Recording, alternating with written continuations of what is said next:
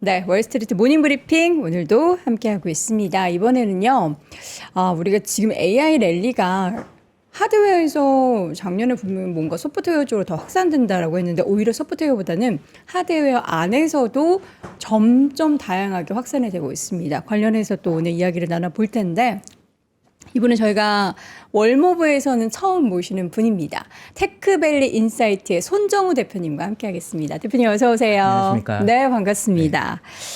자, 지금 최근에 가장 바쁘신 분 중에 한 분으로 알고 있습니다. 이게 그런가요? 반도체, 네. 테크, 요 얘기를 해주실 분들이 정말 귀하단 말이에요. 그래서 오늘 일단은 첫 질문, 지금 반도체 관련해서 사실 우리가 메모리 얘기를 작년부터 한창 막 했었잖아요. 근데 최근에는 CPU 얘기도 하고 이게 점점 하드웨어 안에서도 확산이 되고 되게 다양화되고 있는 것 같은데 그 흐름이 지금 어느 쪽으로 어떻게 흘러가고 있는지부터 좀 정리 좀 부탁드릴게요. 네, 맞습니다. 그 반도체뿐만 아니라 AI 하드웨어 전반적으로 좀 확산이 나타나고 있다고 보시면 되는데요. 네. 그게 이제 학습 훈련의 시대에서 추론의 시대로 전환되면서 그 추론의 시대가 본격적으로 더 가속화되면서 나타나는 현상이다라고 보시면 되는데요. 준비된 자료를 좀 봐주시면 좋을 것 같은데, 이제 페이지 1 훈련의 시대, 우리 학습의 시대라고 했을 때 가장 이때가 22년도 10월 말 11월에 오픈 AI가 챗GPT 3를 들고 나오면서부터 시작이 됐던 거였는데 네. 이 추론의 시대로 넘어갔었던 그 기점을 저는 24년도 11월로 잡고 있습니다. 근데 다들 그 메모리가 부족했었던 시기를 25년 9월 말, 그 결정적으로 11월부터 쇼티지 얘기가 나왔었는데요. 그때부터 추론의 시대에 대해서 좀 실감을 많이 하셨던 것 같아요. 근데 사실은 추론의 시대의 시작은 24년 11월로 봐야 되는데 그 이유가 이 MCP 때문입니다. 자, 이 MCP라고 하는 거는 이제 모델 컨텍스트 프로토콜이라고 해서 일종의 이제 규율 체계 같은 건데요. 우리가 이제 지금 워낙 에이전트가 이제는 다들 아시고 흔해졌으니까 이 에이전트 기반에서 하기 위해서는 나의 데이터가 아닌 남의 데이터, 그리고 우리가 어딘가에 저장되어 있는 데이터를 가져와야 되는 역할이 먼저 필요한데요. 그 역할을 할 수 있는 프로토콜이 MCP입니다. 이거를 엔스로픽이 24년도 11월에 먼저 들고 나왔어요. 그 엔스로픽이 지금 클로드로 대박이 난 겁니다. 그래서 24년 11월에 이게 시작이 되고 이거를 오픈 AI와 구글 진영에서 받아들이기 시작을 한 게 25년 3월과 4월입니다.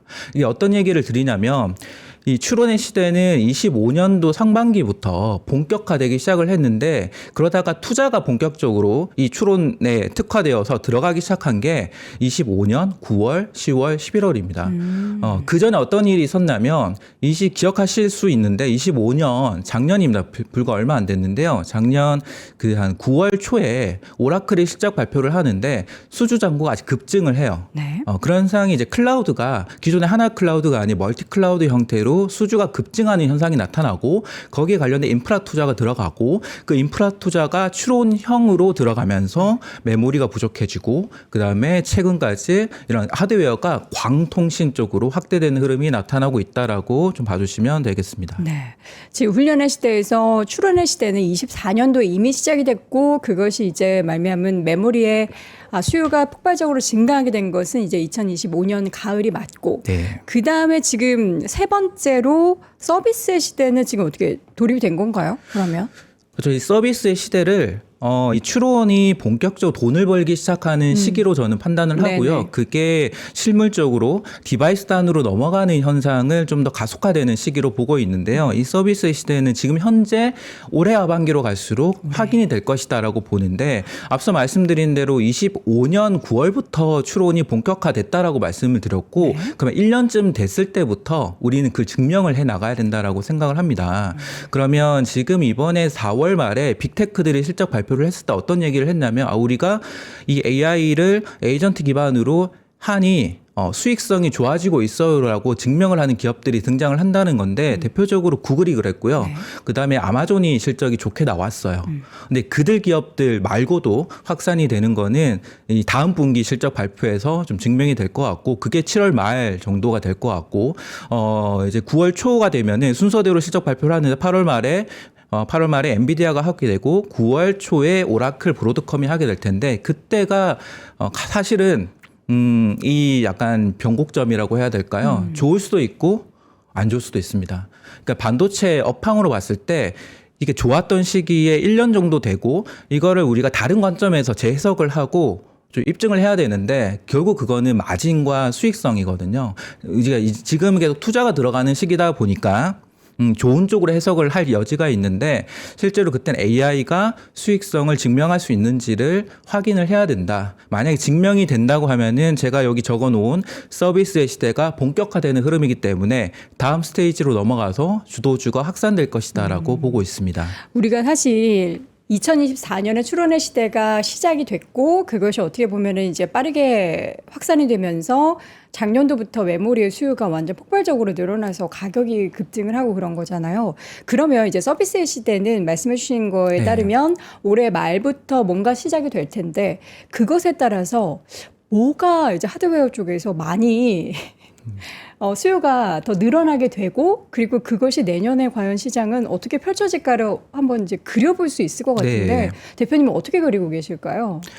우선 이제 요 첫 번째 장표 그대로 네. 계속 봐주시면 네네. 네, 제가 서비스의 시대에서 이 피지컬 AI와 온디바이스 AI를 좀 적어 놓았습니다. 네. 즉 서비스의 시대에서 많은 분들이 이해하시는 게 이 두 가지인데요. 이게 하반기로 갈수록 좀 더 명확해진다라고 생각을 합니다. 물론 피지컬 AI는 대표적으로 휴머노이드가 될 것이고 자율주행이고 드론이기 때문에 당장 상용화를 눈앞에 두고 있는 상황은 아닙니다. 하지만 이 피지컬 AI를 하기 위해서 온디바이스 AI를 먼저 생각을 해보시면 관련된 그 엣지 컴퓨팅단에서 주도주의 확산이 나타나고 있다라고 생각을 하고요. 그 대표적으로 최근 퀄컴 주가가 매우 좋은 상황이 그런 기대를 반영하고 있다고 생각을 합니다. 또 한 가지는 데이터 센터 내에서의 흐름 변화인데요. 이걸 하기 위해서 결국은 데이터 센터 내에서 추론을 좀 더욱 더 많은 데이터를 추론을 할 수 있어야 되는데요. 그래서 메모리의 역할이 더욱 확대될 것이다라고 하는 측면도 마찬가지고 요즘 CPU가 부족하다고 하잖아요. 네, 그 CPU 메모리에서도 앞으로 이제 ESSD 낸드 쪽 얘기가 부각되는 이유는 네. 다 이런 쪽 관점이다라고 봐주시면 됩니다.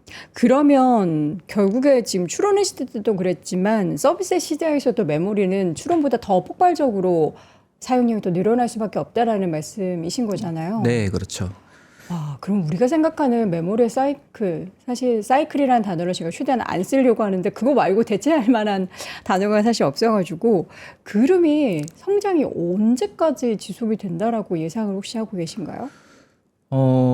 이게 사실 지금 성장은 뭐 수요가 워낙 좋다라고 네네. 하지만 그거 이상으로 가격이 워낙 많이 올라간 게 성장을 지탱하고 있다라고 생각을 하는데요. 네. 결국은 이제 올해 하반기 기점으로 이 가격 상승률과 수요의 증가율에 좀 변화를 봐야 될 것 같습니다. 어떤 얘기냐면 지금 올해 제가 1분기 기준으로 전 세계 메모리 반도체의 매출 성장률을 보니까 전년 대비해서 500% 정도 성장을 했더라고요. 500%. 그러니까 어마어마하게 성장을 했죠. 그 500%의 대부분은 네. 메모리 가격의 상승률입니다. 그쵸. 그러니까 우리가 수요라고 하면은 이 메모리의 비트 증가율 기준으로 얼마만큼 생산량, 출하량이 늘어났느냐를 보게 되면 올해 1분기는 전분기 대비해서 5%가 늘어나지 않았어요. 출하량이 그거밖에 안 늘었어요. 네, 그러니까 비트 기준이니까 실제로 칩 기준, 메모리 칩 기준으로는 출하량이 줄었다라고 볼 수도 있는 겁니다. 네, 이게 앞뒤가 잘 안 맞죠. 네네. 결국은 이 수요가 우리가 생각하는 그 수요가 확인되는 거는 아직은 아닐 수도 있고 혹은 우리가 말하고 있는 이런 수요가 진짜의 수요가 아닐 수도 있는 거죠. 가수요. 네, 가수요일 수도 있습니다. 그거를 저는 이게 하반기 내년에 좀 확인을 하는 시기라고 보는데요.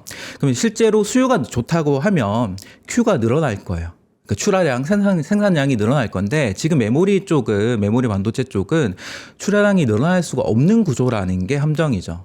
네, 지금 SK 하이닉스 기준으로 M15X 신공장에 클린룸이 오픈된 게 2월입니다. 네. 그럼 거기에 장비가 입고되기 시작을 하는데요. 완전히 이제 후공정 쪽에 장비가 셋업이 되어서 양산이 본격화되는 시기가 7월부터 네. 될 거고요. 그러면 6개월에서 1년 정도가 램프업이 되게 되면은 우리가 실제로 피부에 와닿는 공급량이 늘어나는 시기는 내년 하반기부터인 거죠. 실제로?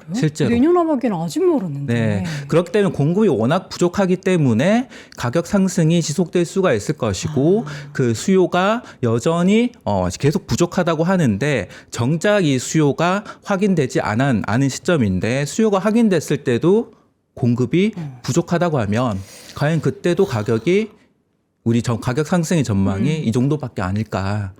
이거에 계속 충돌하고 있는 상황입니다.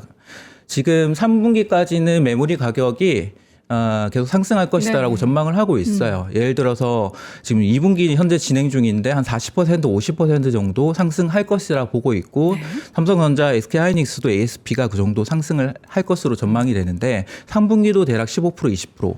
4분기 전망은 아직은 안 나오고 있습니다. 근데 그렇기 때문에 내년에 대한 전망도 없죠, 아직은. 네, 근데 일부 리포트에는 있습니다만 그게 올해 3분기가 되고 4분기가 됐을 때 실제로 가격 상승률이 더 업그레이드 될 수 있다라는 거죠. 이게 그러니까 지금까지는 우리가 그러니까 가격이 메모리의 칩의 가격이 수요의 급증에 따라서 엄청나게 증가했는데 생각보다 출하량 자체는 줄었다고 봐야 될 것 같다. 줄었다고 봐야 한다. 그러니까 네. 뭐 이렇게 절대적으로 이제 뭐 완전하게 과거 대비해서 준 데이터는 아니군요. 그렇죠.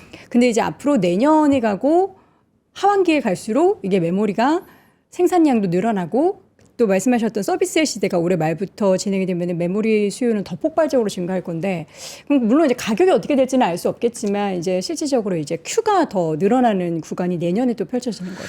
네, 저는 Q가 늘어나는 시기는 내년이라고 보고 있습니다. 거기에 맞춰서 캐펙스 투자도 삼성전자, 하이닉스, 마이크로 네. 메모리 업체들이 하고 있고요. 종공정부터 올해 투자를 하고 있기 때문에 네. 내년에는 실제로 양산이 늘어나는 시기가 될 것 같고 지금 다들 아시는 엔비디아가 최근에 실적 발표를 했는데 이 루빈 이제 VR 베라루빈 200의 신제품의 경우에는 약간 이제 지연이 돼가지고 올해 4분기부터 양산을 본격적으로 시작을 하고 내년 1분기에 이제 램프업이 돼가지고 대량 양산이 된다고 전망을 하고 있습니다. 근데 그게 되면 거기에 HBM4가 훨씬 더 많이 들어가게 될 것이고 VR 200이 된다고 하는 거는 지금의 추론하고 또 완전히 다른 추론 형에 특화된 인프라가 나오는 겁니다. 거기에 CPU도 더 부족해지는 것이고 메모리는 더 부족해지는 것이기 때문에 수요의 확대는 올해보다는 내년일 가능성이 저는 더 높다라고 봅니다.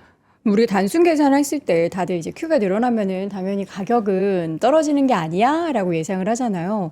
근데 지금 이 흐름을 보면은 메모리가 지금보다 더 많이 필요할 텐데 싶어서 그럼 가격이 쉽게 꺾이지는 않을까에 대한 기대감도 일부 있고 반대서는 이게 당연히 양이 늘어나니까 가격은 좀 이렇게 고점 대비해서 떨어지는 거 아니야 하면서 이제 좀 불안해하시는 분들도 그렇죠. 있으신데 네. 대표님은 어떻게 보십니까?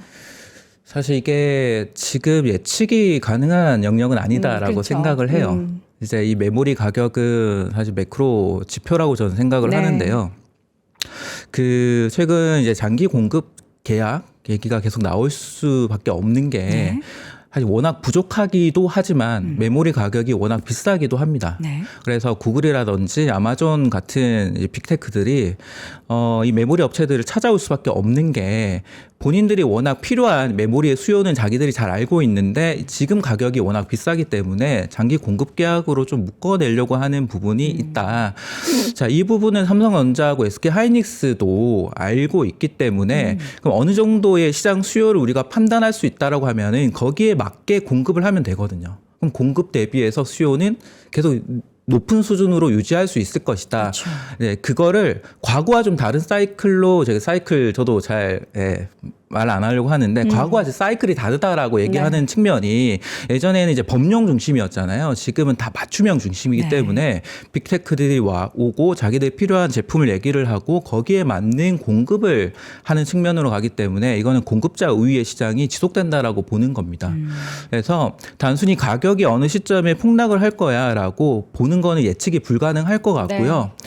계속 이제 매달 저희도 현물 가격, 고정 거래 가격을 체크를 하고 있고 거기에 수요자와 공급자의 좀 힘겨루기를 보고 있기 때문에 이거는 대응의 영역일 수밖에 없다라고 생각을 합니다. 물론 지금은 계속 고공행진하고 있는 메모리의 가격을 보면서 저거 꺾이면 어떡하지 하면서 주가가 뭐 단기적으로 물론 꺾이면은 출렁일 수도 있겠지만 결국에는 그 전체 그 수요에 따른 공급 자체도 같이 늘어나는 그 흐름을 지켜본다면 또 우리는 실적 숫자 보면서 거봐 가격이 그렇죠. 조금 내려가도 와 양이 어마어마하네 하면서 또 그걸 합리화할 수도 있게 되는 구간이 오겠네요. 내년쯤에는. 지금 메모리 반도체 쪽으로 특히 반도체 쪽으로 투자를 하시는 분들은 예측을 굳이 하실 필요는 없을 것 같습니다.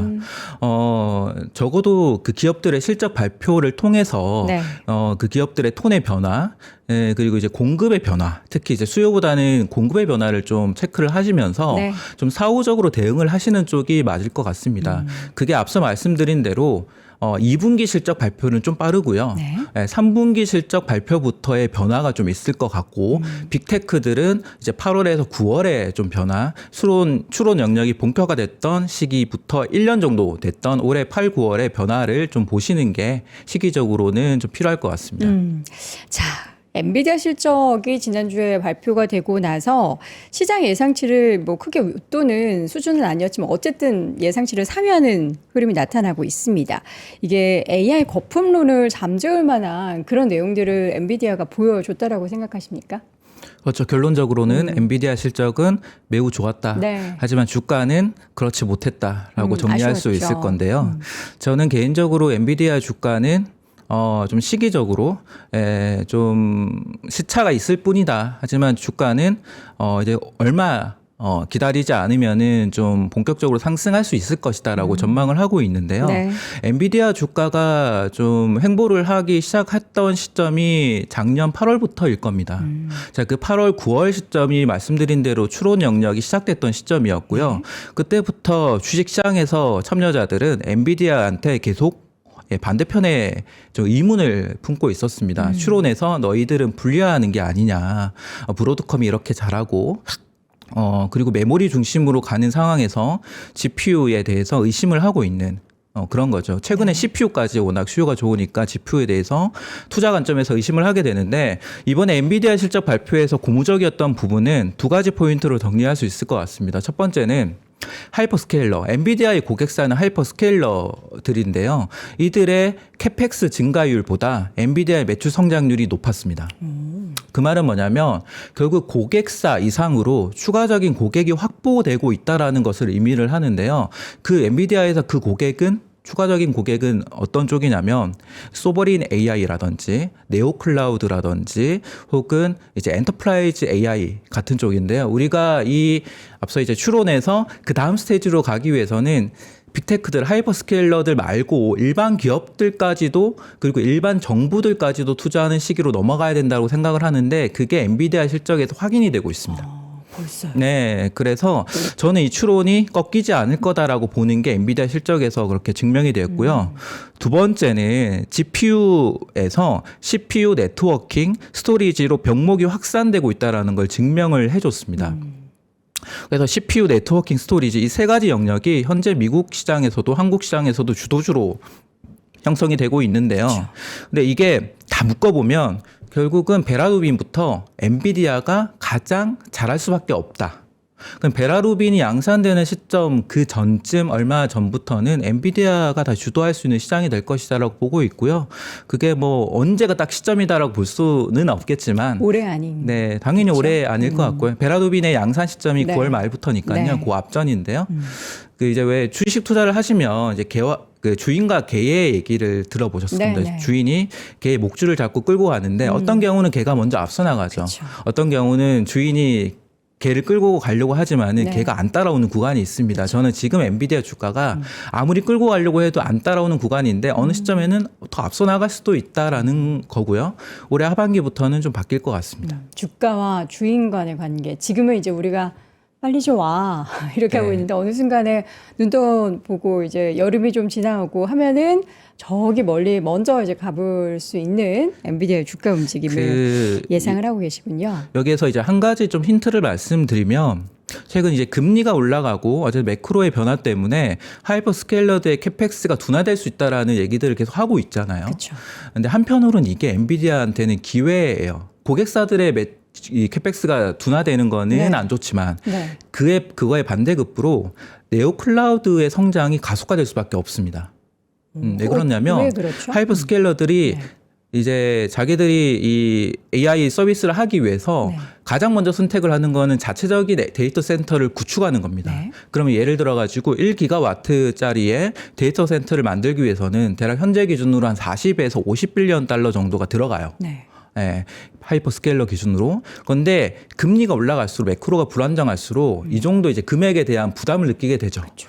그러면 선택할 수 있는 게 GPU를 임대하는 방식을 선택을 하게 됩니다. 그렇게 되면은 네오클라우드한테 1기가와트의 AI 서비스를 통해 가지고 임대를 한다고 하면 네. 10빌리언 달러밖에 5분의 1 정도밖에 비용이 안 들어요. 네. 그래서 최근에 나타나는 현상이 네오클라우드 중에서 네비우스라는 기업이 6월부터 GPU 임대 가격을 30% 인상을 시킵니다. 네. 그만큼 수요가 들어오고 있다는 얘기죠. 그렇죠. 그럼 네오클라우드가 성장을 한다라는 의미는 네오클라우드는 자기들이 자체적으로 다 데이터 센터 인프라를 구축할 수 있는 업체들이 아니에요. 그렇기 때문에 엔비디아한테 전적으로 맡겨야 되기 때문에 거의 100% 엔비디아의 GPU가 들어갑니다. 하지만 하이퍼스케일러들은 요즘 트렌드가 자신들의 에이직 반도체를 통해 가지고 자체의 인프라를 구축하겠다라고 하는 거. 그래서 엔비디아의 점유율이 조금씩 줄고는 있었는데 네오클라우드 혹은 소버린 AI까지 가면 엔비디아의 점유율이 올라갈 수 있다라고 또 봐주시면 될 것 같아요. 그동안 사실 엔비디아 주주분들이 어떻게 보면은 소외감을 꽤 느끼셨을 거란 말이죠. 근데 오늘 이제 대표님의 이야기를 들어보면은 결국 지금 이런 모든 판에서 엔비디아의 주가는 소외되어 있지만 결국엔 산업의 리더 역할은 네. 계속해서 하고 있는 것 같은데 이번에 또 공개가 됐었던 엔비디아의 5개 렉 구성 요기에 대한 관심이 높다는데 이것 좀 한번 설명을 해주시겠어요? 준비한 자료를 좀 네. 봐주시면은요. 이 GTC에서 엔비디아가 5가지 렉을 공개를 했고요. 네. 그동안은 이제 베라루빈처럼 그전에는 이제 GB200처럼 이 GPU 렉 중심으로 형성이 됐었고요. 여기에 4가지 정도가 추가가 된 것입니다. 지금 최근 가장 각광받고 있는 쪽이 LPX 렉하고 CPU 렉이 될 것 같은데요. 이 LPX 렉은 작년 12월에 그록을 인수하고 나서 LPU 기반으로 렉을 형성한 겁니다. 이 이제 추론 특화형으로 추론 가속기를 만든 건데요. 이게 중요해진 이유가 이 디코드 쪽에서 우리가 실제로 실행을 하기 위해서 단어를 생성하는 역할이 지연이 발생되지 않아야 되기 때문에 이 그록을 통해 가지고 LPX 렉을 본격화하고 있고요. 두 번째는 이제 CPU 렉인데요. 이 베라 CPU 렉을 통해 가지고 별도로 렉을 형성을 해서 추가적으로 이제 광학섭이라든지 CPU 기반으로 이제 시뮬레이션이라든지 추가적인 추론을 특화하게 됩니다. 이 베라 CPU에서 엔비디아가 이번 실적 발표에서 추가적으로 올해 한 20빌리언 달러의 매출을 기대할 수 있고 장기적으로는 200빌리언 달러의 매출까지 기대할 수 있다라고 얘기를 하는데요. 작년 한 해 동안에 AMD가 기록했었던 CPU의 매출액이 10빌리언 달러입니다. 그래서 이제 올해 연말이 되면 엔비디아가 전 세계 CPU 공급자로서는 점유율 1등 업체가 된다라는 의미이고요. 네. 그 외에 최근에는 이 스펙트럼 6, SPX 네트워킹 넥, 즉 말 그대로 네트워킹 쪽이 좀 각광을 받고 있는데요. 이거는 이 전체의 렉 혹은 파드 전체를 하나의 슈퍼 컴퓨터로 연결할 수 있도록 만들어주는 네트워킹 형태의 렉입니다. 여기에 가장 중요한 게 이제 CPU가 되는 거죠. 네. 이게 CPU가 올해 엔비디아 젠슨왕이 GTC 2026에서 가장 언급을 좀 강화했었던 부분이라고 생각을 하고요. 저 같은 경우는 GTC를 통해 가지고 반도체에 많은 힌트를 얻고 있는데 작년 GTC에서는 이 젠슨왕이 스토리지를 얘기를 많이 했어요. 그래가지고 제가 작년에 4월에 샌디스크 같은 기업들을 좀 추천을 했었는데 그리고 주가 많이 올랐고요. 올해 GTC에는 이 LPU 쪽하고 네트워킹 특히 CPU 쪽을 얘기를 많이 했습니다. 그러면 이쪽이 올해 한 해는 계속 주도주로 계속 갈 수 있겠다라고 생각을 하고 있습니다. 뭐가 있어요? 대부분 미국 중심으로 네. 있고요. 네, 그래서 이 네트워킹 쪽은 CPU 쪽은 루멘텀이라는 기업이 루멘텀. 미국에서는 가장 좀 유망한데요. 네. 그 이유가 엔비디아가 루멘텀의 이 CPU 쪽을 앞으로 독점으로 공급을 받고 있고요. 이 엔비디아 말고도 앞으로 AMD나 다른 하이퍼 스케일러들도 이 CPU를 채택을 하게 될 겁니다. 과거에 GPU 중심에서 이제 서버 렉으로 전환이 됐을 때 엔비디아가 먼저 하게 되고 그다음에 AMD가 하게 되고 다 하이퍼 스케일러도 확산이 되면서 그때 나타났던 현상이 GPU와 GPU를 연결하기 위해서 예, 그 이제 광 트랜시버 기업들이 주가 급등했어요. 루멘텀이 그런 기업이었는데 그게 CPO로 더욱 확대가 될 것이다. 지금 우리 대표님 모시고 사실 이야기할 수 있는 시간이 몇 분 없어가지고요. 근데 제가 저 혼자 이 자료를 지금 보고 있자니 이거 다 말씀드리고 싶은데 사실 CPU 얘기도 좀 더 자세하게 하고 싶고 엣지 컴퓨팅 얘기도 하고 싶고 뒤에 이제 삼성전자 파운드리 얘기도 하고 싶고 한데 어떻게 좀 간략하게 요약식으로 해서 세 가지 포인트를 한번 짚어볼까요? 네네네. 네, CPU부터 한번. 네네. 사실 CPU 요 장표 한번 네네. 봐주시면 엔비디아의 데이터 센터 로드맵인데요. 네.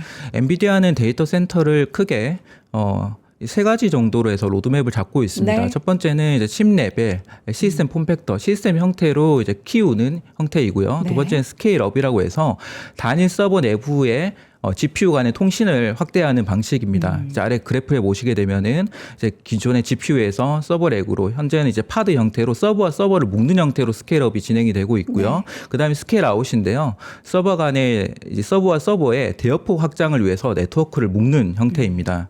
자, 이 다음 장표는 엔비디아의 플랫폼 로드맵인데요. 핵심을 좀 요약해서 말씀드리면 이번에 올해 양산되는 게 루빈이잖아요. 네. 루빈에부터 처음 적용되는 게 스케일 아웃에서부터 CPU가 적용이 됩니다. 네. 그다음에 이제 파이만 2028년형인데요. 이때부터는 스케일업에 CPU가 들어오게 됩니다.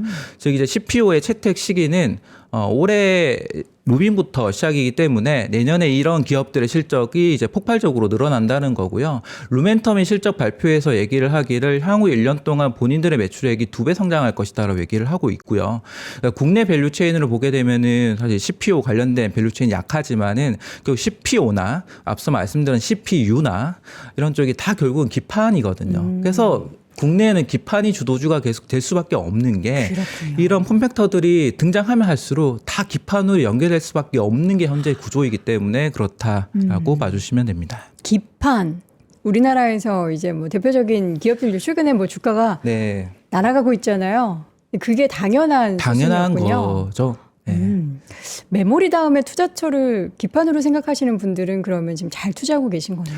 저는 오히려 메모리보다는 기판 사이클적으로는 네. 기판이 좀 더 길어질 수 있다라고 보고 있고요. 다만 기판은 업체들이 다양하잖아요. 네. 그 단점이 공급이 늘어날 여지가 메모리보다 큽니다. 그러니까 메모리는 지금 공급 자체가 안 되고 있는데 네. 기판은 공급은 충분하다. 아니 공급은 부족한데, 부족한데. 지금 부족한 상황인데 증설을 하고 있거든요. 아, 네, 그게 또 증설을 빨리 하고 있는데 채워지겠군요. 이게 공급이 늘어나는 여지가 메모리보다는 빠르다. 네, 폭이 확 커질 수 있다. 그러면은 가격 결정권 자체가 지금은 공급자 중심이기 때문에 삼성전기도 이런 FCBGA 기판 업체들이 장기 공급 계약까지 얘기할 정도인데 네. 나중에는 어떻게 될지 모른다.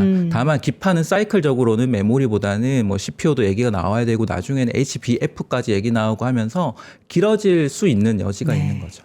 자, 지금 사실 우리가 많은 분들이 메모리 관련한 기업, 대표적으로 우리나라 삼성전자, SK하이닉스 투자를 정말 많이 하고 계세요. 근데 그런 분들은 항상 지금 향후에 실적에 대한 전망치를 보면서, 근데 지금 사실 나와 있는 전망치는 2027년 정도까지밖에 없잖아요. 지금 요거 차트 하나 준비해 주셨는데, 메모리 업체별 영업이익률의 추이와 전망. 요걸 봤을 때는 우리 메모리 투자하시는 분들은 뭐 계속해서 걱정 없이 투자할 수 있는 기간이 충분히 남아 있습니까?